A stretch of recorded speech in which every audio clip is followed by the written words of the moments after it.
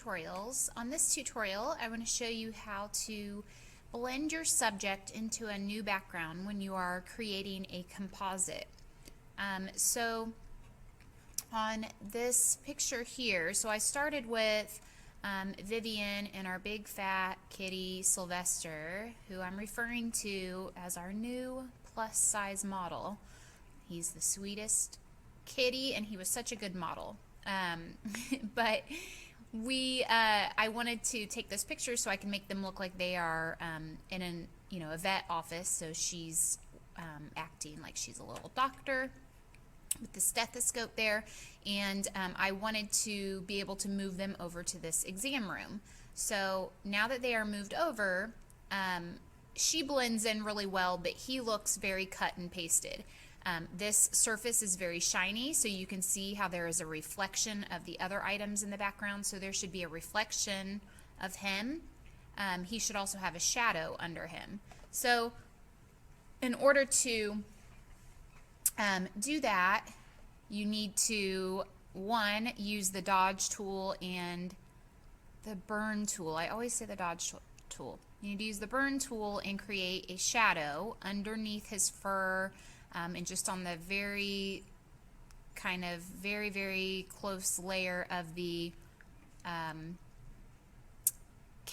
what's he on there? The exam table.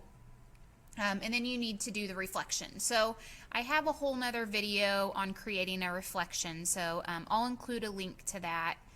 It features my girls as LOL dolls, and they're on a runway, a fashion runway, which is a very white shiny surface, so I do a reflection on that. So you can use that tutorial to help you with this if you are trying to create the reflection part. But as for using the burn tool, so again, they're moved over. What I would do, I'm gonna merge the layers there. Another thing before I do that, one thing I do sometimes is I will go through and create a layer mask and use a low opacity black brush and just kind of brush off the very outermost edge of whatever it is that you're bringing over. You have to be careful around really dark colors, but once I do that, then I'm able to bring over, or once I do that, then it blends in a little bit more. It doesn't have such a hard edge. So we will begin by, instead of doing that, because I've kind of already gone around and did that with the low opacity brush and kind of brushed off, anything that I didn't want there. But you can see how it just kind of blends him in a little bit more. So now I'm going to do the burn tool. So I'm going to merge my layers. I always create a duplicate layer. That way, if you do more than what you want, you can create a layer mask and brush it off. So using the burn tool, you're going to do one of two things. So either if you're working with a very light color or a light area, you want the highlights to be selected when you are on the burn tool. If it's kind of middle of the road, you hit midtones, and if it's a very dark area that you're trying to make darker, you would select shadows. So because this is really light right here, I'm going to start with highlights, and I have a 5% exposure, and I'm just going to, right along the edge of his fur, I'm going to add a little bit of dark shadow, because even if there's, not the sun or whatever, there's still going to be a shadow.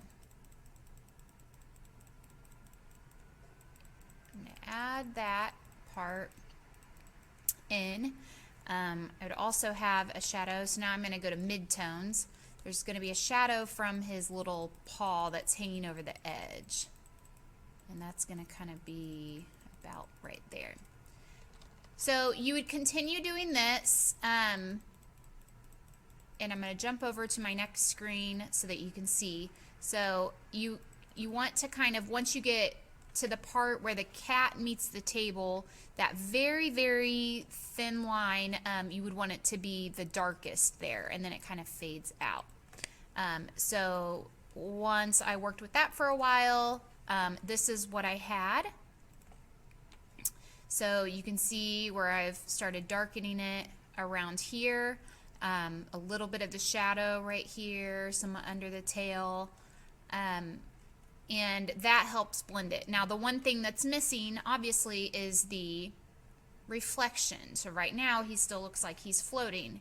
So if you watch that tutorial on how to do the reflection, you'll see where this comes in and how it looks more realistic. He's, you know, on the table reflected. And I've got one more here. So that is with the finished dodge tool, burn tool. My gosh, I never ever get those right. I always mix them up. With the burn tool, so around his little paws, and then you can see how he is reflected onto the table. And because his tail is sticking up, that's why there's that gap there. And then once I finish editing the picture, I'm left with this. So he blends in much more than the original. Okay. So with the rest of this video, as usual, you guys will see the speed edit, which is me editing the video from start to finish, including this part as well. And I hope you guys enjoyed this tutorial. Thanks for watching.